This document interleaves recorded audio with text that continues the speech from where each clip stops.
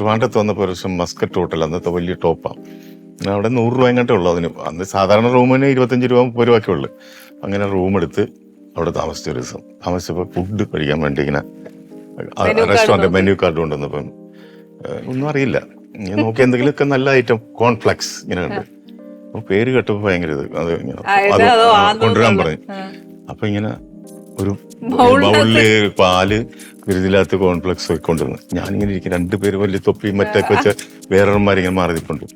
എനിക്ക് ഇതെന്ത് ചെയ്യണമെന്ന് അറിയാൻ ഒരു പിടിയില്ല. ഞാൻ കുറച്ചേരം നോക്കിയിട്ട് പിന്നെ ഓരോന്നെടുത്ത് കപ്പലണ്ടിയൊക്കെ തിരുന്ന പോലെ ആൾക്ക് തിന്നിട്ട്. അപ്പൊ അവരിങ്ങനെ നോക്കിയപ്പോ അവർ രണ്ടും കൂടെ പരസ്പരം നോക്കി ചെറുതായിട്ട് ചിരിക്കുന്നുണ്ട്. അവര് പറഞ്ഞു തന്നില്ല. അതാണ് ഞാൻ പറഞ്ഞത്, എനിക്കറിയില്ല അത്. അപ്പൊ ഞാൻ വിചാരിച്ചു ഇതെന്തൊരു ഫുഡാണ്, ഒരു പാലും കുടിച്ചിട്ടങ്ങ് വെച്ചിട്ട് പോന്നു. അല്ല അറിയില്ല. അങ്ങനെ ഞാൻ പറയണം, അങ്ങനെയാണ് ഫുഡിന്റെ ഒരു കാര്യം. പിന്നീട് ഞാൻ പാചകമൊക്കെ കുറച്ച് പഠിക്കുകയും കാര്യങ്ങൾ. റെസ്റ്റോറന്റ് ഒക്കെ ഒരുപാട് ഈ ഇതെല്ലാം സിനിമ ഒക്കെ വന്നവിടെ ഒരു ഫ്രണ്ടിന്റെ റെസ്റ്റോറന്റ്. അപ്പൊ കുറെ നാൾ ഞാൻ നടത്തിയെന്നേ ഉള്ളത്.